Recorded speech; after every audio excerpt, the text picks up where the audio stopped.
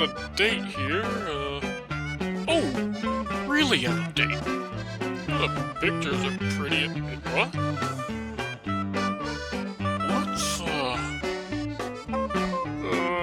Starch! Starch!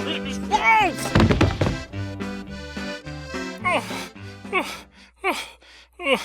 Starch! Starch! This is awful! Did the all-you-can-eat Chinese buffet update their terms and conditions again?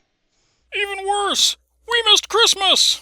No, we didn't. That's not for another few... Oh, no. We missed last year's Christmas! What? Of course we didn't. We just didn't have a Christmas episode. Exactly! Which means it never happened on screen. Ergo, Christmas, no! Jim, that's not how things work. You don't need every conceivable moment explicitly spelled out for a story to happen. That just needlessly clogs the narrative and wastes everyone's time. We should have faith in the audience's ability to connect the dots, even about things as subtle as major holidays. Okay, Mr. Clever Guy. What did we get each other for Christmas last year? Easy! I got you a...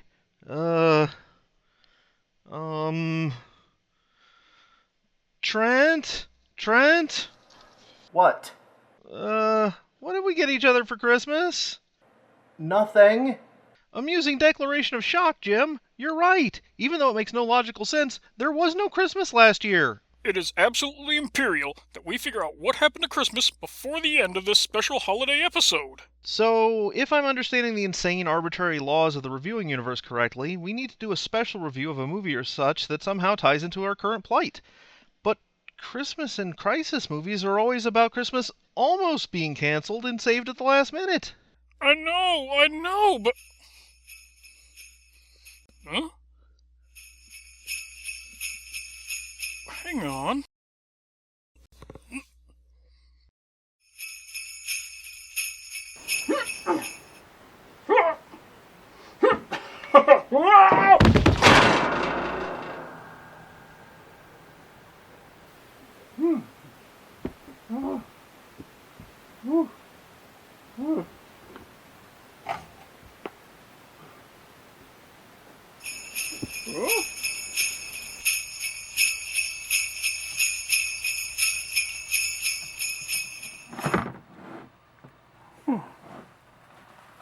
Christmas is here again. Starch! Starch! Oh!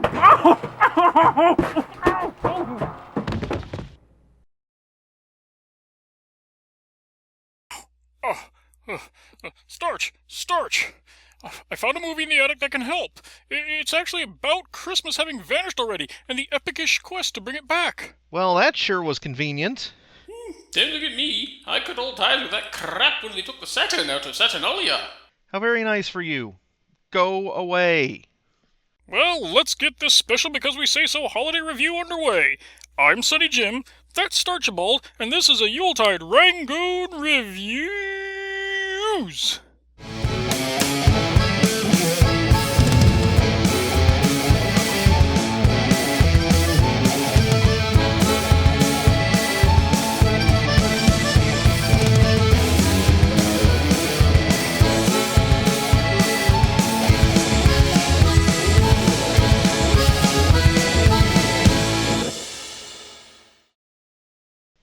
It's a Christmas cartoon. It's not based on pre-existing media. Let's get this over with.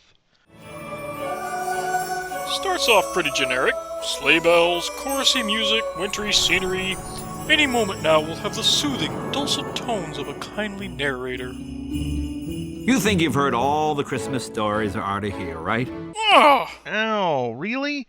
You think voice we're going to hear through the whole damn thing, and you say Jay Leno?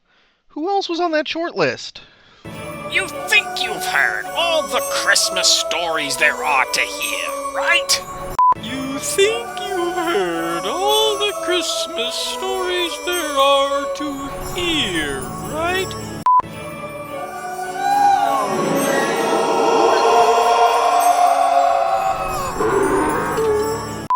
But odds are even those of you thoroughly schooled in Christmas storyology haven't read about this story in any book or heard it sung about in any song. No, sir, not this tale. In other words, a tale unworthy of being retold.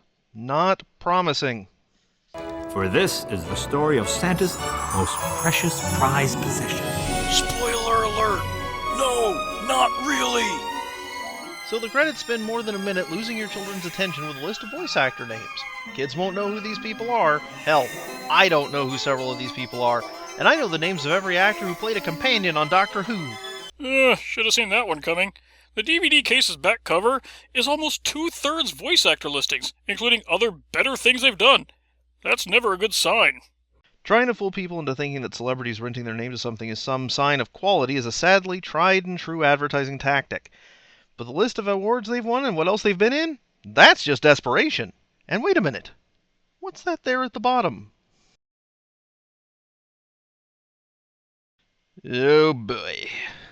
Yeah, the Parents Television Council is probably the biggest group devoted to flooding the FCC with indecency complaints, founded by conservative Christian activist Brent Bozell III in the mid-1990s. We'll let you draw your own conclusions as to what this movie having their seal of approval means. Welcome to Santa's Workshop, where millions of elf clones work tirelessly and tunelessly. Sleigh bells, jingling out of tune. Did that elf just wipe his tuchus with jingle bells? Jingle smells! Ew. And here's St. Nicholas himself, voiced by good old Andy Griffith. All right, Jacques, time to load the sack on the sleigh. Ah, now that's the voice of a Christmas Story narrator. Would that mean Leno voices Santa instead? Ugh. Where's the sack? Joker blue! Mamma mia! Oy vey. Who stole Santa's sack? The sack he carries on his back. Who stole Santa's sack? Won't you bring it back? Could we please make use of a synonym for sack? It's funny because it reminds people of testicles. Hey there, Ed Asner. No, really, our villain for this piece is voiced by Ed Asner. Want to go see a bear ride a motorcycle? Do I? The elves never did find the magical sack, and the boys and girls woke up that Christmas morning only to find disappointment waiting for them under the tree. Remember, kids, your parents and relatives won't give you presents because you touched your... Jim! Because they don't love you? So yeah, apparently Christmas is the result of a sort of representational ritual magic that clouds the free will of adults everywhere. Breaks down like this. Santa never finds the culprit. His whole operation hinges on a single bag. He's unable to bring material possessions to kids, and thus Christmas doesn't happen at all over the next 30 years. And everyone in the world eventually forgets about it. I'm pretty sure the Who's of Whoville have something to say with that. The ones from the good version of the story, anyway. The one without Jim Carrey. Hold on! I'm coming to get you! Say hi to our principal character. My name is Sophiana. She out-Charlie Buckets Charlie Bucket by not just remaining sweet and pure and innocent in the face of having a miserable life of poverty, but by also being an orphan who's bullied and needs a cane to walk. Not really sure they could have laid it on any thicker. I bet you they find a way. You're on! It's well past curfew. You have a lot of explaining to do, Miss Sophiana. Well, I'm waiting. I don't want to hear it. But it wasn't my fault. Silence! I swear, child, I can hear your endless chatter in my dreams. What about dinner? Huh, that was quick. Guess I owe you a Coke. This two-dimensional Pez dispenser of hate is Miss Dowdy, played by Kathy Bates, a.k.a. the crazy woman from Misery. Kinda makes you wonder how Sophiana's legs got that way, don't it? Everyone I see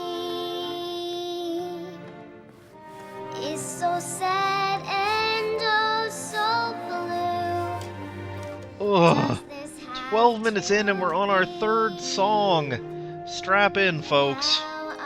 Life for these orphans would be so much better if they just got gifts from an old man's sack. Will you stop that? Good night, Mr. Caterpillar. Sweet dreams.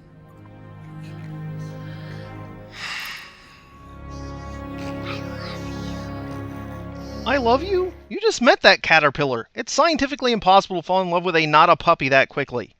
We get another styrofoam peanut sequence in the dining hall, only notable because this is where the movie smacks us across the face with Sophiana also being a brilliant cook who's stymied by her station in life.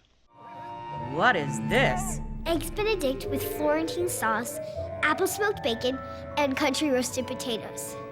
You and those infernal cookbooks. I I like the rat version of the story better. I must say, that smells delicious. No.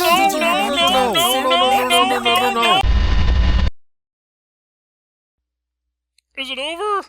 Yeah, it's gone. Okay.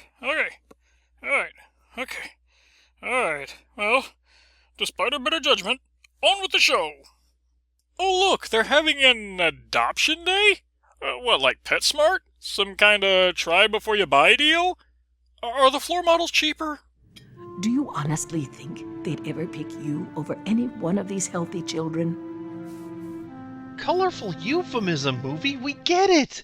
Your point is made. This isn't even cartoonishly over the top anymore. This is masturbatory.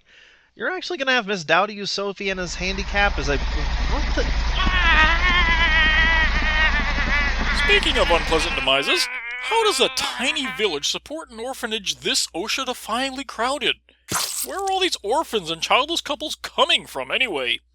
Oh yeah, we come up to the village for the big surplus orphan outlet once a month. The prices are real reasonable. Don't mind me, dear. I'm just picking berries to bake a nice fresh huckleberry pie. Are you going to make it with a sweet potato crust? Okay, point of favor. I had not thought about that for pie crusts. I'll have to try that sometime. Yeesh, we're 17 minutes into a 75-minute film, ending credits included. You set the tone hours ago. Get back to the plot. Now listen to me, children, and listen to me good. Should you be broke and your clothes may be torn, I said plot, not plod. And oh, Shirley Jones, I'm so sorry. That's the Partridge Family matriarch, people. I know the career hasn't exactly been stellar since the 70s, but this? To be fair, Starch, this isn't even remotely the lowest point in her career. She was in Grandma's Boy, for Daddy Boniducci's sake. Ah, there's that holiday depression. It's easy to dream. 'Cause this will put you to sleep. Why are the musical numbers the bits of the movie with the least amount of animation put into them? Isn't that backwards or possibly illegal?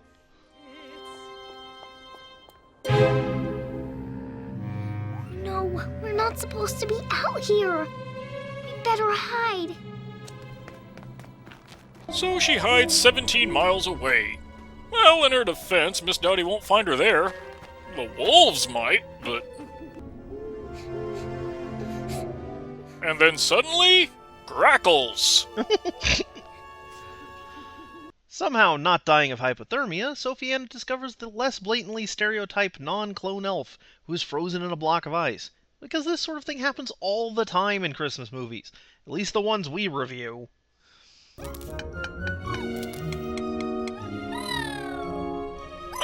Wait a minute, what does he know? It's just a kind of... Paul Rocco at your service and forever in your debt. I'm Santa's little helper. Santa?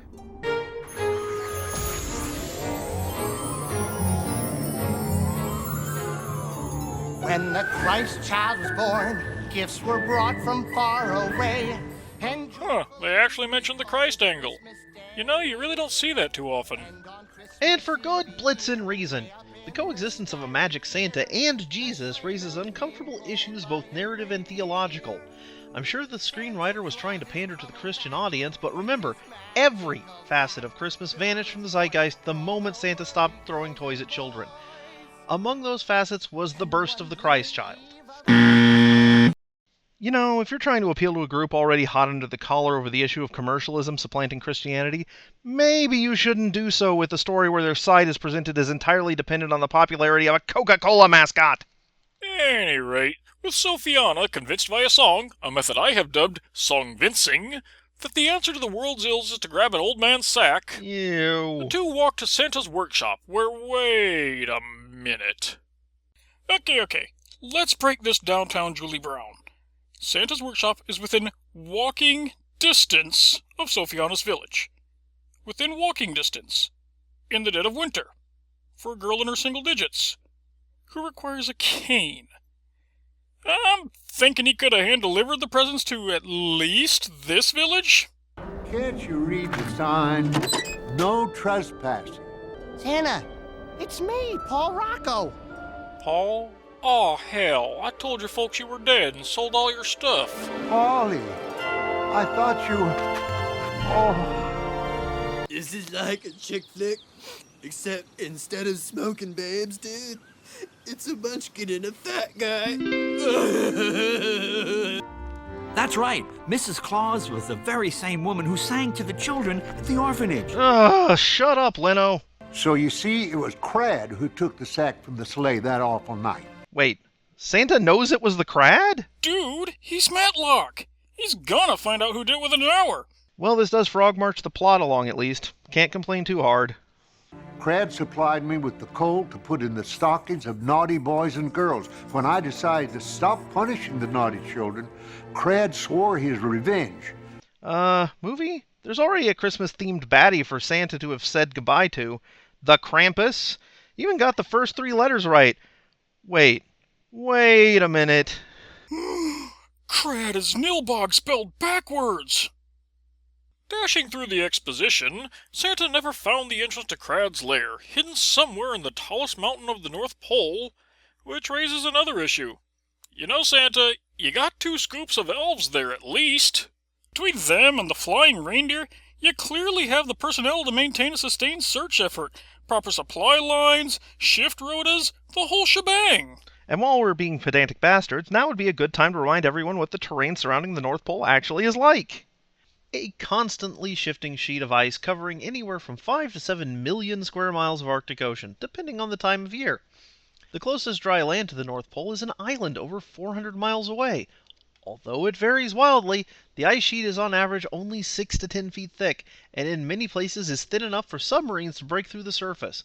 Sometimes they don't even need to break through, as huge open patches of water are not uncommon. No mountains, and the closest ground for any coal to even be in is covered by 10,000 feet of water. Even Santa Claus Conquers the Martians had a more realistic portrayal of the North Pole than this movie. Think about that for a minute. Yee! And speaking of yee... You'll never see a Christmas tree or hear the songs of Christmas sung so joyfully and Man, if I was watching this as a tycho, I'd have shoved so many PBJs into the video player by this point. Actually, I'm still pretty tempted. Is there a syndrome that's the opposite of ADHD? Because if there isn't, no child is going to put up with this. We're adults who make internet videos. What excuse could they possibly have? Parents, don't do this to your kids. They'll be flinging Cheerios and lighting fires before you're halfway through your first sherry. Sophiana wasn't ready to go home. Shut up, Leno. Why don't you just make another sack? Because it's not just a sack. It's the sack. And Mary brought forth her firstborn son, Jesus, wrapped him in swaddling clothes, and laid him in a manger. You see, Sophiana, Santa's sack is made from the swaddling clothes that were used to wrap the baby Jesus in the manger. Whoa, you're actually going there. Santa delivered gifts from the magical sack to remind the children of that great miracle. The birth of the newborn king. Wow. Yeah, that's certainly, reason. Ooh, I really don't think you've thought out the theological ramifications of this Revelation movie. Seriously, I haven't seen a more misguided appropriation of Christian imagery since Evangelion. I have. Of course you have. Look, it's a long-standing folklore tradition for everything that old JC laid his paws on to be imbued with vague magical powers. So Jesus' baby birth making a pile of burlap into a Type 3 bag of holding isn't that far out there. But when did it change hands? Did Jesus give the sack to Santa after he returned from death, but before the Ascension? Or did Santa steal it from a reliquary? Or snatch it from the still-grieving Virgin Mother? Dark. If this is all being done with the Big J's approval, does God disapprove of the partnership with the Crad, or is he down with it as a symbolic representation of his own relationship with the devil, as outlined in the Book of Job? And if that's the case, can we assume that it was Santa himself, possibly during a bet with Crad, that orphaned, crippled, and otherwise ruined Sophiana's life as a test of her faith? Ark? How the hell did this get the seal of approval from a conservative Christian watchdog group anyway? I'm guessing they were so desperate for any mention of Christ in Christmas media whatsoever that they put even less thought into the broader scale message than the writers did. And I'm desperate to get this over with. They pick up Dart, a young reindeer who wants to help them recover the bag, so you just know there's going to be a scene later where they're all falling to their doom and Dart saves them with his convenient flying ability. What? Huh? I was going to bet against that as a joke, but this is just quicker. The unlikely adventurers began their long journey to the... I stole Santa's sack. The sack he carried on his back. I have Santa's sack, and I'll never give it back. To help this movie out, we've compadred a list of more than one word that rhymes with sack. Ooh, look at all them. Yeah. Can you think of another word that rhymes with sack? Write it down, then throw it away, and go have a stiff drink. Why is he still singing about this? It's been 30 years. The goddamn Shredder can't even hold a grudge that long. Speaking of overly drawn out, back with our main characters, they meet up with Buster the Fox and Charlie the Polar Bear. On the poor man's blank scale, they rate around the urine-encrusted squatter's version of Timon and Pumbaa.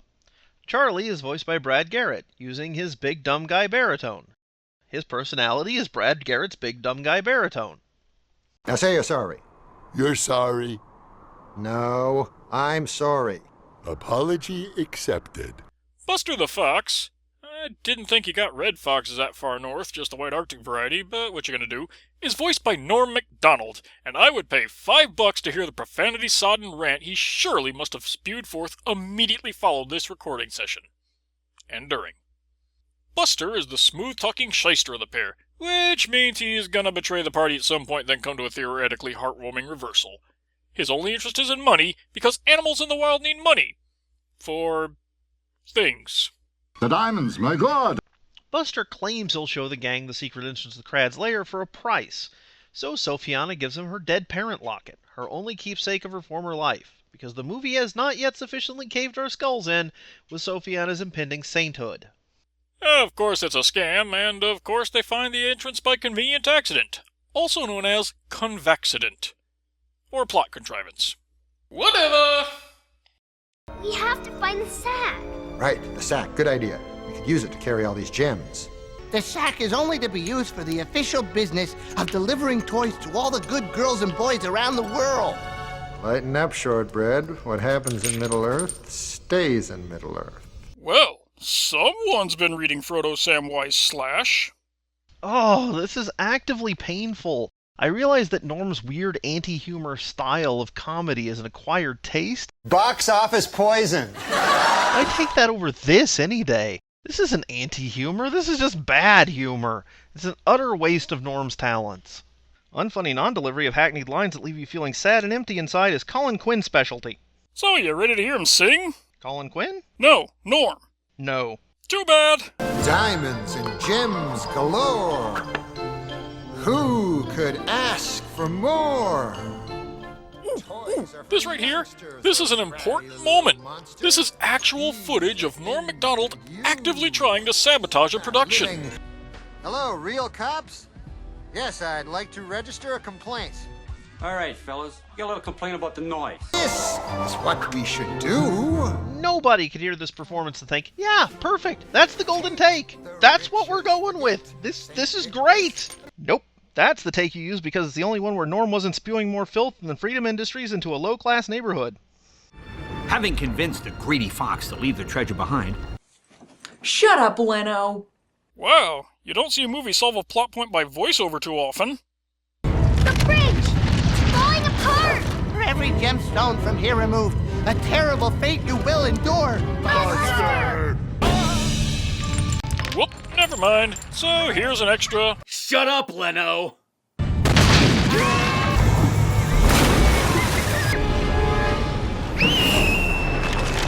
5, 4, 3, 2... See? You were right earlier. Well, with that non-event over, the gang ends up at the gates of non-hell, but Buster's non-going in. Let him stay. He only gets us into trouble anyway. He's right. I'm troubled waters, see? Now be a bridge and ease my mind. Movie? we need to have a little talk about what's going on here. So, just come with me. I'll make you some hot cocoa.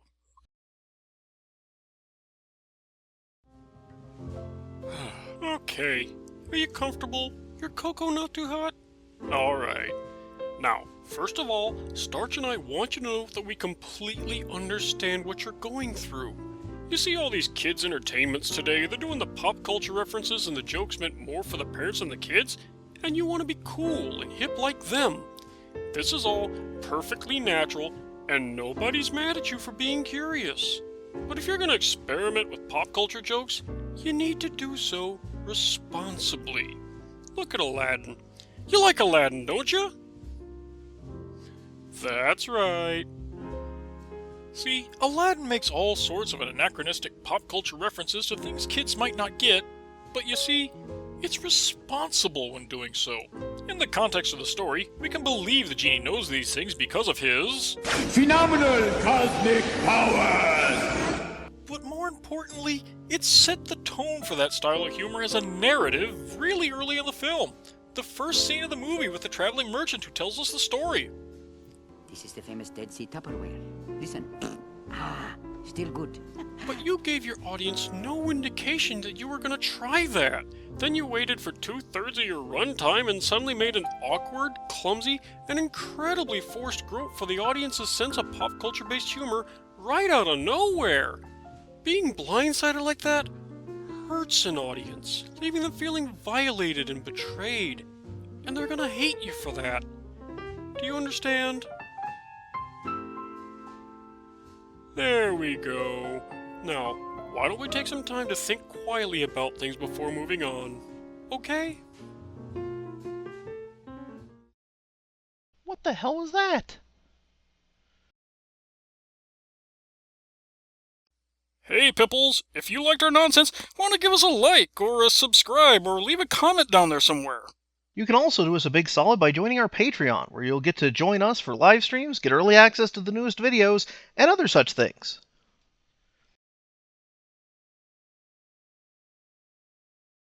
Geek Vision.